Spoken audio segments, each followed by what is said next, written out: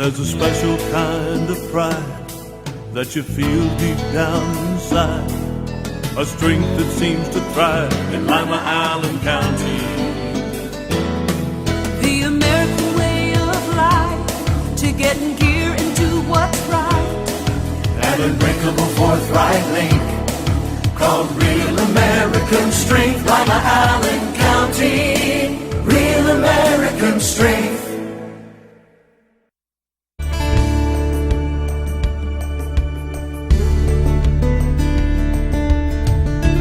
Keeping you up to date with what's happening in your community.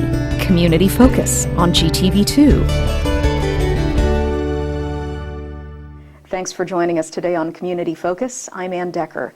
It's been an especially cold and snowy winter, and nobody knows that better than Jill Ackerman. She is the superintendent of the Lima City Schools. Thanks for being here.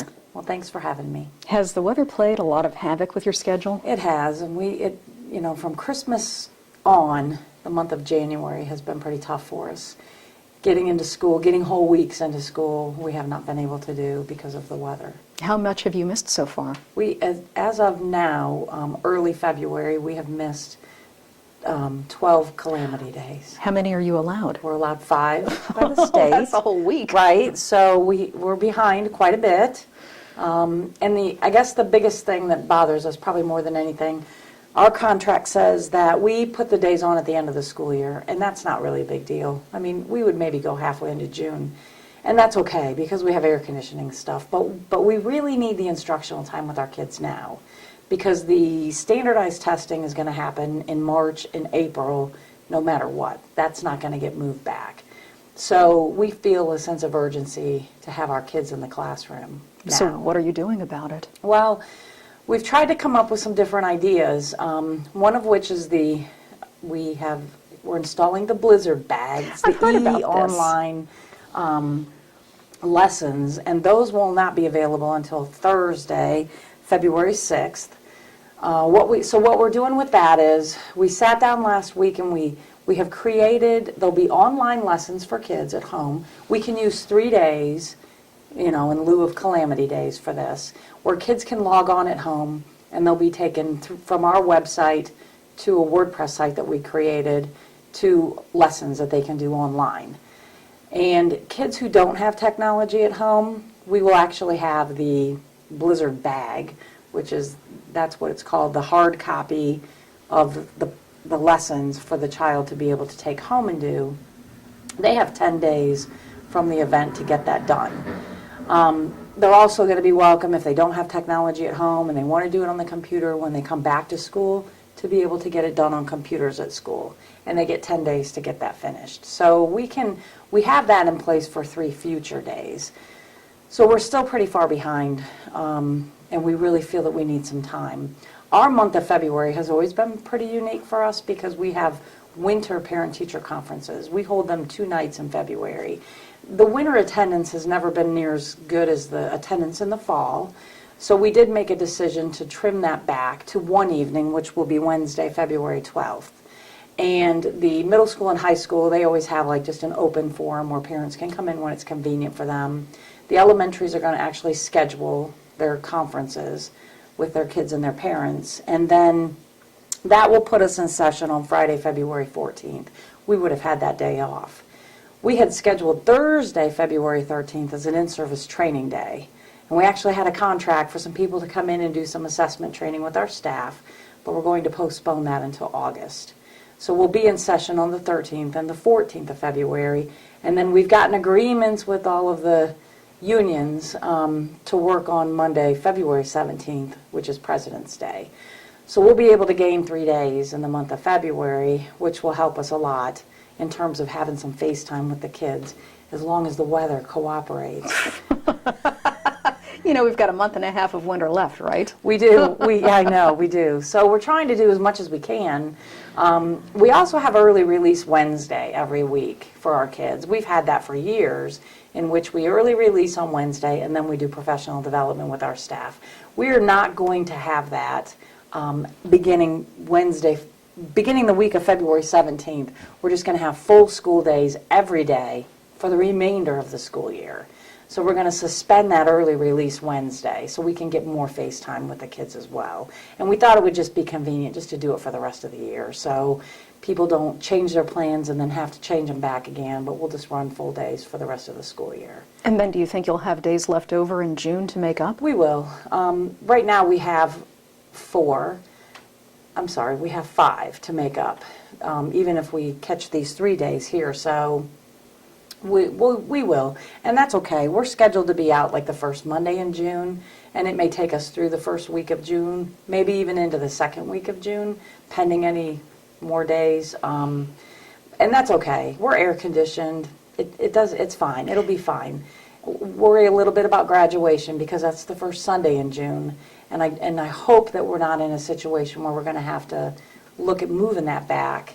Just to get, because the seniors have to get, they have to get days in too, not quite as many, but they do. So maybe with the blizzard bags, we can sort of purchase 3 days out ahead of time, and then we're just going to have to, we can't. You have to deal with it. Right, we can't control it, and we just have to make it work. But if mom and dad out there are planning vacations, they might want to wait until the middle of June? Right, yes, because we do know, and I know that there are people who have scheduled trips way ahead of time and have plane tickets and things like that.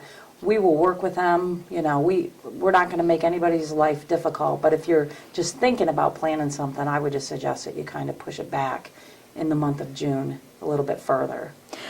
The kids are sitting at home, and I'm sure they're getting on mom and dad's nerves by this time. Knowing that the testing is coming up next month, what should the parents be doing with the kids when they're not in school to help them prepare? Well, if there is a computer in the home or any internet access, there are thousands of resources out there. Most of our elementary teachers send home a list of websites, and if they don't have that, they can certainly call the school. We would be happy to give them those. But they can go on the Ohio Department of Education website and they can do practice tests. They can, the website that we're using for our e-learning is called linksoflearning.com. And it's a wonderful website, and all the resources, it's completely free. You can get a 60-day trial too if you want to go even deeper into it. But there's all kinds of, there's a parent site, there's resources, activities they can do. But really, probably one of the most important things are to try to keep them on the schedule. It was very difficult when we were out for a long period of time and then we got back. High school kids are used to staying up all night and sleeping in. And so it's just, if you can try to keep them on that schedule that they have, going to bed at the same time, kind of getting up at the same time, and just spending some time during the day, reading books, have them write. They can just write a couple of paragraphs, pick a topic, they can write things. Artwork, cooking and measuring, things like that around the house. There's quite a bit in the house, I think, that if you're creative and thinking. And if you're not creative, the internet can help you. Okay. Anything else you want the people to know? No, just that, just be patient with us, and we're working as fast as we can to do the best that we can. It just takes some outside of the box thinking on our part. Well, it sounds like you're doing everything possible. Thanks. If people want more information about what's going on in the city schools, your website is a fabulous resource. It is, and it's www.limacitysschools.org. They can like us on Facebook. They get more immediate things there.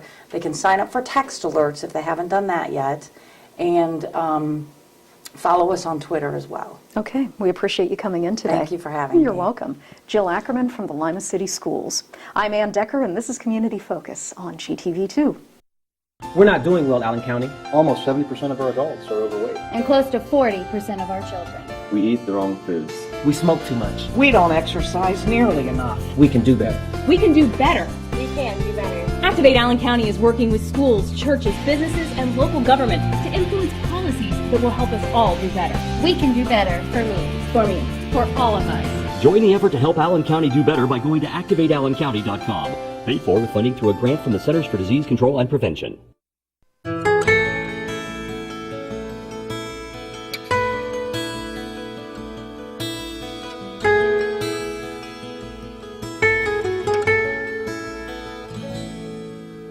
Some things just naturally go together.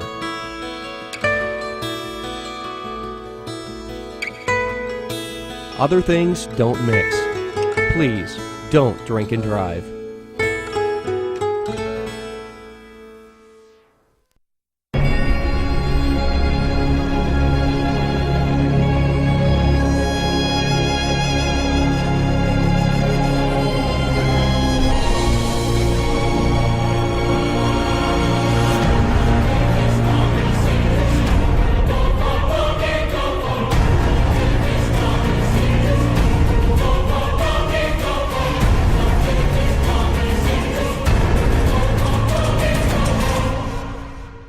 Reduce, recycle, reuse. Allied Waste Services and the City of Lima encourage you to live green by recycling all that you can. Recycling promotes green living by reducing the amount of waste materials buried in landfills. This saves money, natural resources, and energy. Keep our environment healthy and start recycling today. Allied Waste Services is committed to a clean environment. Contact us today for your recycling needs. Visit our website, republicservicesohio.com, to learn more about recycling today. We're back on Community Focus. I'm Ann Decker, and Nikita, Erik, and Melissa Heil are here today. They're with the Lima-Allen Council on Community Affairs, and they are part of the health program at LACCA. Yes. What exactly do you offer to the community?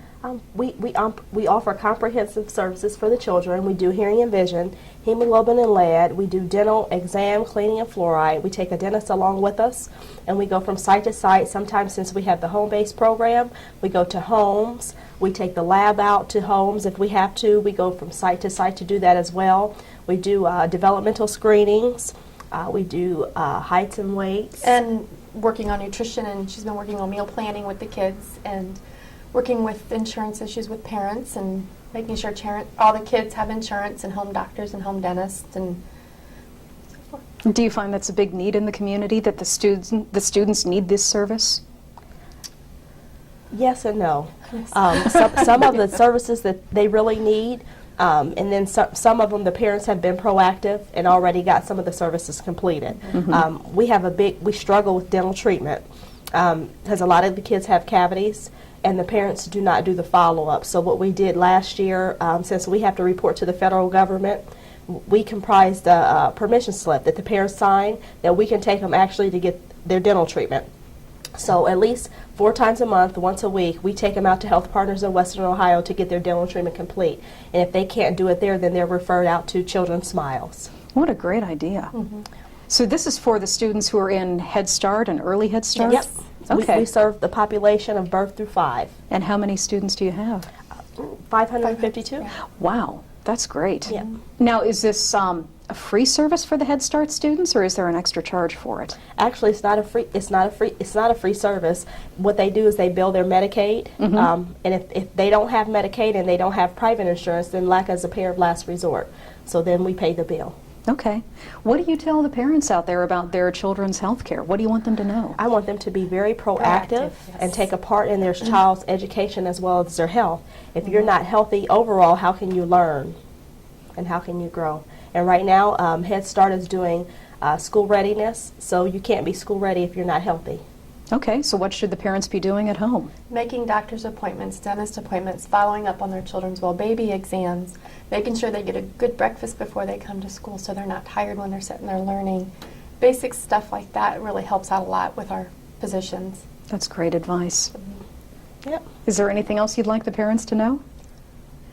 Make sure that they're signing up and taking advantage of Medicaid. I have some parents I call, they say they don't want them in their business and blah, blah, blah.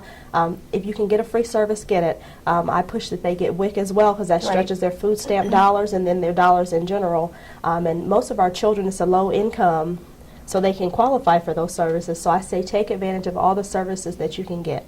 If people do have questions about how to go about any of this, can they call you? Absolutely. Yes. Yep. Great. My extension is 145. Our phone number is 419-227-0158. And I'm at extension 135. Okay. We appreciate both of you coming in today. Thanks so much. Thanks.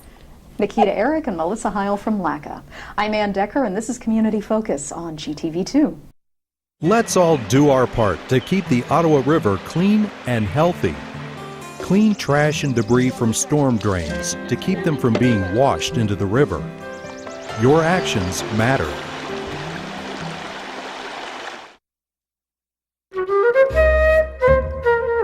Oh, good. A family wants to live here. It's been so long since I've had kids in my bedrooms. Wait, what's wrong with them? I love kids. Well, you can't find anything wrong with them. They look nice and so polite. No, nobody's ever going to live in me if you keep turning people away. Been denied housing? Call the Lima-Allen Council on Community Affairs.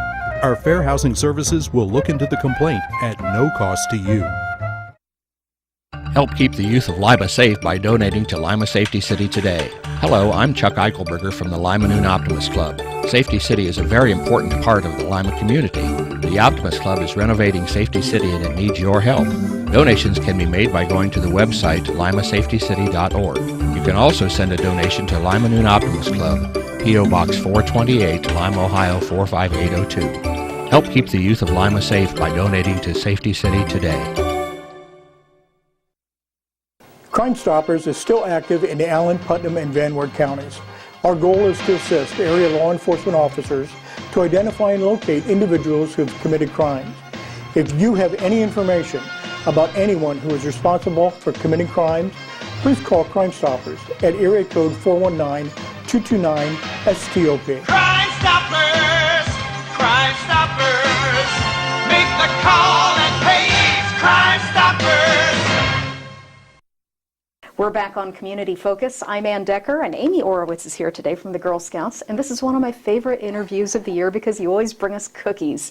Thank you. You are welcome. We're excited. It's cookie time. It is. Girls have been taking orders since the beginning of January, and the sale will go on through the end of March. So if customers haven't been contacted, they can call our local office, and we can put them in touch with the troop and get their order. And you're not just going to sell them cookies from the office, because this is really a learning experience for the girls. Absolutely. It's a program opportunity. The girls learn life skills during the cookie sale. Some of the big things are goal setting and how to set a plan to achieve those goals, decision making, money management, which is a big thing these days, how to talk to people, how to interact with the public. So there's a lot of skills that they learn, and we actually surveyed the girls after the sale to try to see, how well we're doing with educating them on those skills. And over 80% of the girls say that they are learning how to set goals. They're learning how to manage money. Little things like how to make change at a cookie booth. It's really important for the girls to have those skills as they move on into life. They go off to college and things like that, and we want to make sure that they're prepared. Well, that's wonderful. Plus, they're earning a bunch of money, too. They are. 100% of the proceeds from the cookie sale, after we pay the bakery, stays local with Girl Scouts of Western Ohio. So then a portion of that goes to the troop for the girls to decide what they want to do with that. Some of them want to do community service projects. Some want to take a trip. Others just want to use it to buy their uniform pieces, work on badge work, and things like that. And then a portion stays with the council, and we use that to fund our camps, program opportunities, events, and also financial assistance, because we want to make sure that Girl Scouting is available to every girl who wants to participate. Do you have any troops doing anything really cool with the cookie sales this year? We have troops that do community service. They'll take portions of their proceeds and help out the food bank. Or we have the gift of caring, which you can donate cookies to be sent over to soldiers in the military.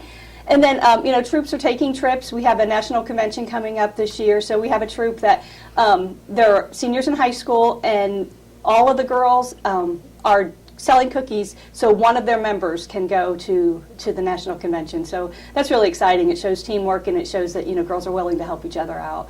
Tell us about this year's cookies. They look pretty familiar. It is. It's the Super 6, which are the top 6 selling varieties of Girl Scout cookies. We have the Thin Mints, which are the #1 seller, and then a close second in our area is the Samoas, which is it kind of has a really strong following. There's a Facebook page and everything dedicated just to Samoas.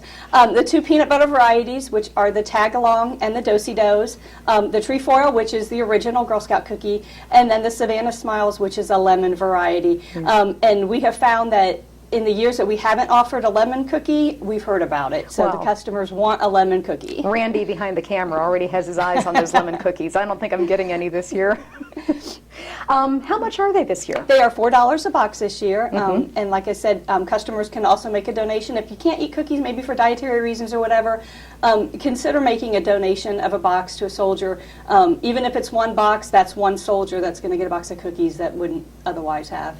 Are you going to have the girls out in the community at the malls and stores and things? They will. Right now we're tying up what we call initial order taking, where girls are out with their order cards. And then the beginning of March, all the way through the end of March, they'll be out at local retailers. Customers can call our office, or they can go online to our website. We have a cookie locator, and all they do is put in their zip code, and it'll tell them where all the cookie booths are going to be, so it's easy to find. Okay. If girls are interested in joining Girl Scouting, can they do it this time of year? Absolutely. It's never too late to join Girl Scouts. All they have to do is call our office, and we can get their information. If there's not a troop in their area, girls are able to participate on their own. I have a daughter who doesn't have a troop, so she's an independent Girl Scout. She does it on her own. She sells the cookies. She does her own badge work and things like that. But ideally, we always try to get them into a troop if that's something that we can do, because we think it's best for them to be able to interact with the other girls. But it's never too late. Girls are registering every day. What are they doing besides selling cookies? Oh, we've got camps coming up, spring break daycares. There's lots of different programs and activities that are available to the girls. People can go onto our website at www.girlscoutsofwesternohio.org and see all the fun things that are available. Okay. Give us your phone number one more time if people have any more information. The Lima number is 419-225-4085. And then again, our website is www.girlscoutsofwesternohio.org. Okay, we really appreciate you coming in today and for bringing the treats too. Thank you. I'm glad to be here. Amy Oravitz from the Girl Scouts. I'm Ann Decker, and this is Community Focus on GTV2. We're not doing well, Allen County. Almost 70% of our adults are overweight. And close to 40% of our children. We eat the wrong foods. We smoke too much. We don't exercise nearly enough. We can do better. We can do better. We can do better. Activate Allen County is working with schools, churches, businesses, and local government to influence policies that will help us all do better. We can do better for me. For me. For all of us. Join the effort to help Allen County do better by going to activateallencounty.com. Paid for with funding through a grant from the Centers for Disease Control and Prevention. Hi, I'm Howard Elstro. I'm the Director of Public Works for the City of Lima. I want to tell you a little bit about the Public Works Department. Public Works is composed of 4 divisions: street maintenance, parks, recreation and forestry, engineering, and building, zoning, and permit issuance. The street maintenance division does exactly what the name says. We take care of all the maintenance within the public right-of-way: snow removal, storm cleanup, street sweeping, cleaning of catch basins, pothole patching, those type of tasks. This division is also tasked with stormwater and drainage responsibilities. Parks, Recreation, and Forestry performs maintenance necessary to maintain our parks in a safe, clean, inviting manner: mowing, playground maintenance, litter pickup, grooming playing fields, and the like. Our recreation staff plans, coordinates, and oversees recreation programs for the youth and adults of our community, such as softball, volleyball, and basketball programs. We also have within our Parks Division park rangers. Park rangers not only patrol the 13 city parks, but also oversees the security of the utility department's buildings and grounds. The Engineering Division is located on the 2nd floor of the municipal building at 50 Town Square. Engineering staff plans, designs, and oversees large capital projects. Typical projects include bridges and street reconstruction, lighting projects, and traffic signal replacements, which are bid out to independent contractors and overseen by the Engineering Division staff of the Public Works Department. We also maintain a full array of maps of the city's streets, water lines, sewers in the Engineering Division. These maps are helpful when contractors and property owners are trying to understand the infrastructure beneath the surface of the city. Our last division is building, zoning, and permit issuance.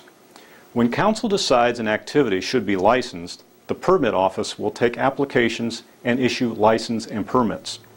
For example, permits are required for ice cream vendors, taxi drivers, garage and yard sales, and building and electrical contractors. This division also issues residential permits for any structure either being built or modified within the corporate limit of the city, and building and electrical permits countywide for commercial construction projects. Commercial and residential codes adopted by the state and the City of Lima provide an assurance of safety for occupants of residential and commercial buildings throughout our community. The Public Works Department is staffed by 65 full-time employees and up to 150 seasonal and contracted personnel who help us carry out our responsibilities. Overall, the Public Works Department contributes much to the quality of life for the community and the City of Lima, and we are very proud of the people that make this possible. On this Tuesday morning, good morning. I'm Mike Miller. Good time, as always, on Tuesday to send our attention to the city of Lima, and we go to the very top this morning. Lima Mayor David Berger is our in-studio guest. Good morning, Mayor. Good morning, Mike. Great to be here with you. Obviously, top of mind is the impending snowfall. Looks like a pretty much a certainty, and with that in mind, the city is ready to go. Well, we're fortunate that this didn't happen last week. Early last week, we were pretty well tapped out when it came to our salt supply, but we've been able to secure, with the cooperation of ODOT, a salt supply that puts us in good stead for this storm. We literally had, as of a week ago Monday, all of our salt in our trucks. We had nothing in our storage bin, so we've been able to now resupply ourselves. The other thing we had a problem with was diesel fuel.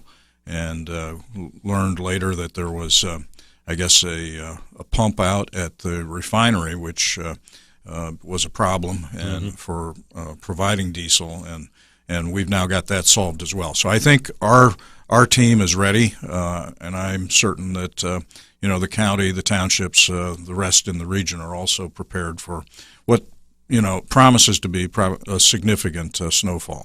Yeah, we hope for the best through this, and of course we have the necessary experience, and people continue to just use their heads.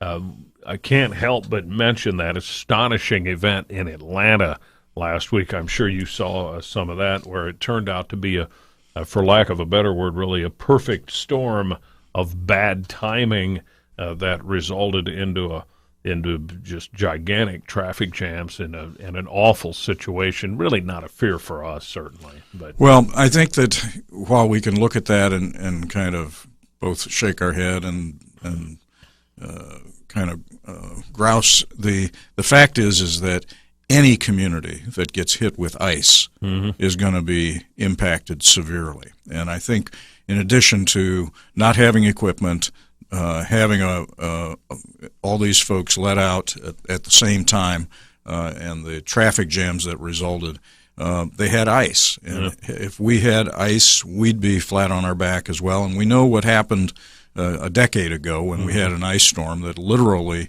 paralyzed us for 10 days because of everything that happened. So all you can do is wish everybody well as we go into this and hope that we don't get ice. If it's just snow, we can handle that and readily deal with it. All right. We look forward to the next few days, and we obviously wish the city luck and everybody to be safe. All kinds of other interesting things certainly going on in that regard, but some big announcements yesterday, difficult to ignore. Jason's been talking about them in the news throughout the morning. It was much anticipated, but I guess it's now official, Mayor, the developments with Husky Oil going to commit literally hundreds of millions of dollars to move ahead with a bit of retooling in order to process the heavy crude from the tar sands in Western Canada. That's a huge announcement, isn't it? It is absolutely a terrific announcement, because what it says is that the company is intent on carrying out the plans that it developed when it originally bought the refinery, and they're going to it's what they call their flexibility plan, which means that it will, by changing up certain systems and facilities, they will, as you mentioned, be able to process heavy crude, but they're not converting the entire facility. They want to maintain the ability to switch back and forth from heavy crude to sweet as the market dictates. And I think that that's really a wise approach, because many facilities have now switched over to the sour and heavier crudes. So when the market all moves in a given direction, you may want to go slightly that way, but you want to maintain your flexibility to go back and forth and manage your costs. And so for both purposes of inbound material, crude product, they will have flexibility. They will also have flexibility with their product line, and they'll be able to respond to the market for jet fuel, for diesel and gasoline in a more ready fashion. So I think that for the long term, what they're doing is really creating a facility that will be able to compete for decades to come. And I think that when we look back on the change of ownership that took place when Husky took over half a dozen years ago, I mean, this really is an owner who's here to stay and who's investing in a way that really puts money behind their words. It's I think, a terrific long-term intention that we should all be applauding. And $300 million is the kind of thing, no matter how that is ultimately spent, there will be residual quantities of that money that'll spill into the broader community through contractors and supplies and a host of other things. It has an enormous impact on our community when that kind of capital is spent. And not only do we have Husky spending that kind of money, but Potash also is spending $250 million on their side of the chemical complex. So we have over $500 million being spent on that set of facilities out there over the next several years. It's for contractors, for all the skilled trades in our community. This is certainly great news. Some other big news happening also. One of those involving downtown Lima. We'll talk about that. And if you're so inclined, our phone lines are open. 224-1150 is the local number. Mayor Berger will be with us until 8:30. It's now 8:14. 8:18 from News Talk 1150 WIMA. Mayor Dave Berger, our in-studio guest this morning. 224-1150 is our local number to call. Let's go right to the phones, if we may. Mayor, we get you wired up. Janice from Lima, you're on with the mayor. Janice, go ahead. Yes, Mayor. I have a couple of concerns. Uh-huh. One of them I've broached before about the left turn signals on the traffic lights. I don't understand why some of them aren't used all the time. They'll be used at different times of the day or not at all, and not at all on some days. Okay. I don't understand why they don't use them continuously. They have, in those instances where it's variable, there are buried, there are either cameras on the mast arms or in the pavement there are buried sensors that tell the systems how many cars are backed up in that lane. So it's designed to optimize the flow through the entire intersection, not just in the left lane. So that's the reason why there's variability built into that turn lane. Okay.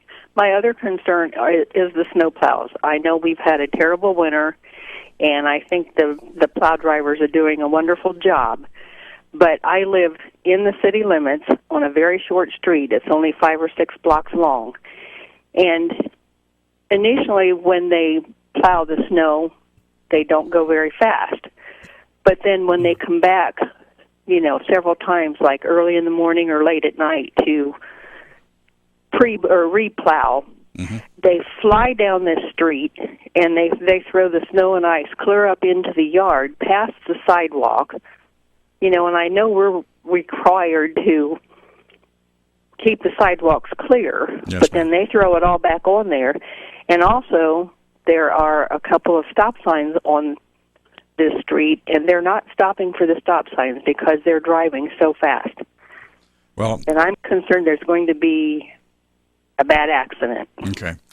First of all, they should be stopping for the stop signs, so I will bring that to their supervisor's attention. We have no excuse for not following all the requirements of the law. And when it comes, however, to the pushing the snow, as you say, in the subsequent passes, their job is to push it back as far as we can get it to the curb line, if they can get the snow and ice back that far. So and often, as they do that, the boulevard area isn't enough to contain all of the snow. So there's only so much space you can deal with, and as they are pushing the snow back, it happens at my house, so I know it's happening at your house and others, that it does push it into the sidewalk, and it requires us then to go back out, and I do it all the time, and both clear my drive entrance and also deal with what's been redeposited in the sidewalk.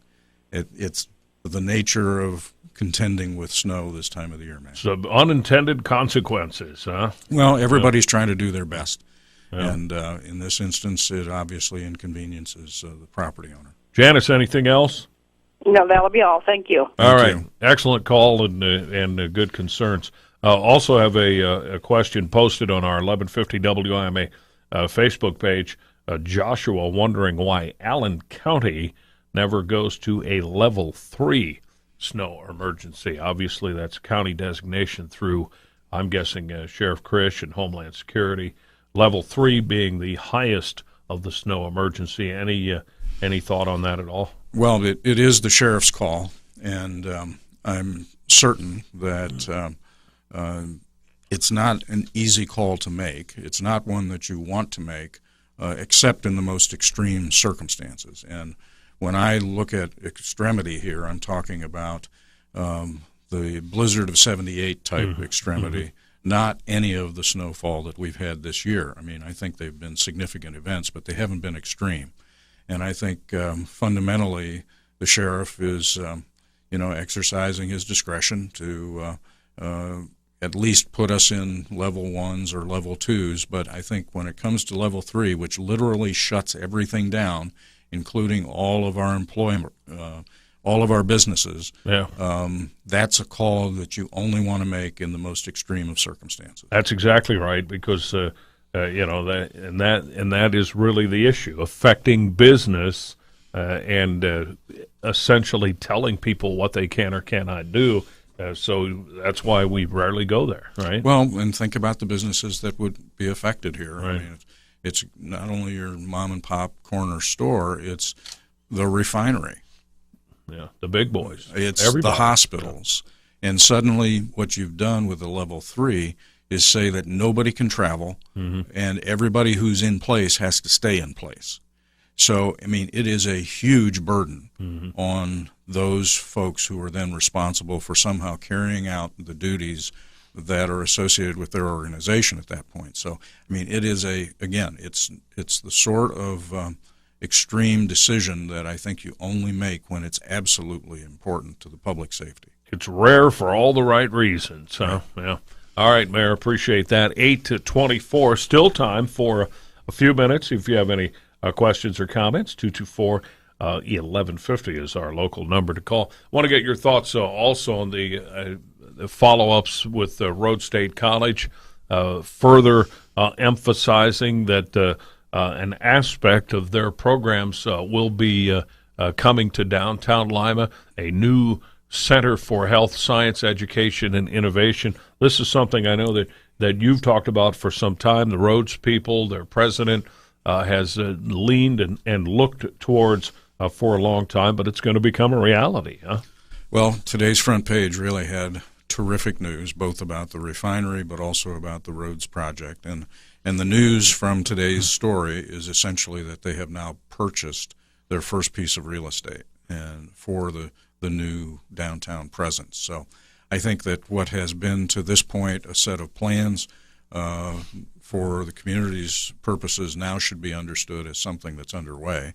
It will take several years of continuous work to ultimately, I'm sure, acquire all of the real estate, but also to put all the money together for the project. But it is now moving forward in a substantive way. And the thinking here, and many look at that on its face and suggest, well, why not just keep it consolidated on the campus they are? But this, I guess, is designed to recognize the medical aspects of this community and put it in more of a central location.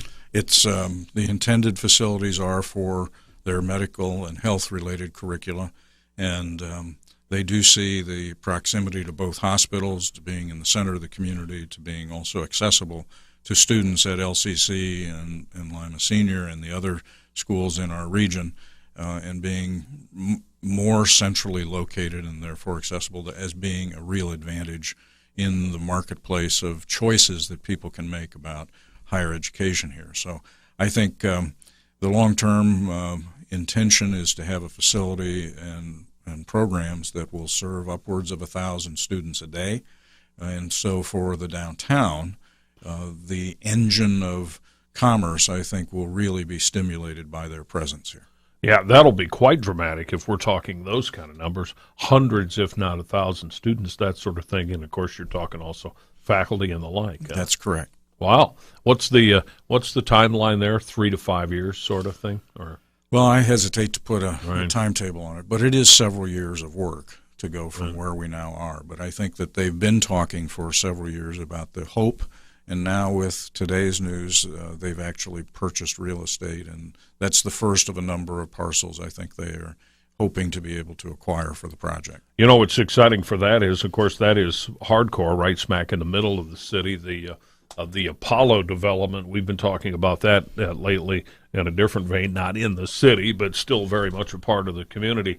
That's set to get underway in a short period of time, and that's over a $50 million improvement with that fine facility. So some real positives in the world of education happening locally, huh? I think it's all terrific news as we continue to focus on workforce issues. I think that the whole idea of making certain that we have a workforce, not just kids coming out of school, but all of us that need to go back for tuning up or retraining or refocusing our careers. These kinds of facilities are here for us to serve the local population, both in our community and in the region, and that's only good news.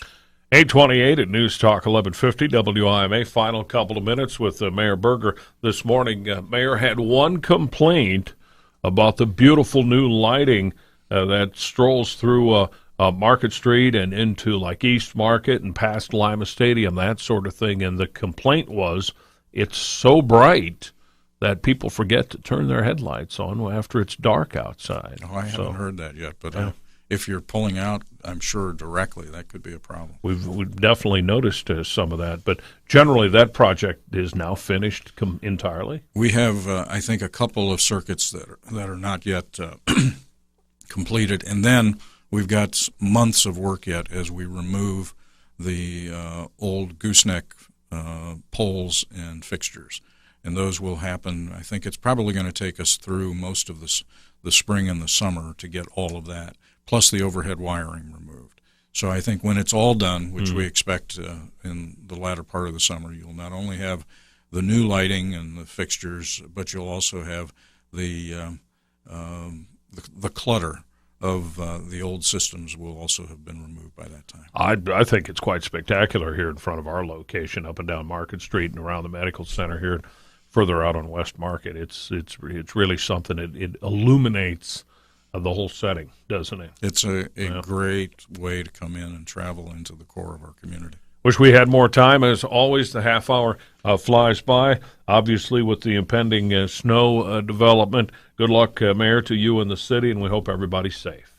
We hope everybody takes it easy and takes care of our neighbors as well. We're not doing well, Allen County. Almost 70% of our adults are overweight. And close to 40% of our children. We eat the wrong foods. We smoke too much. We don't exercise nearly enough. We can do better. We can do better. We can do better. Activate Allen County is working with schools, churches, businesses, and local government to influence policies that will help us all do better. We can do better for me. For me. For all of us. Join the effort to help Allen County do better by going to activateallencounty.com. Paid for with funding through a grant from the Centers for Disease Control and Prevention.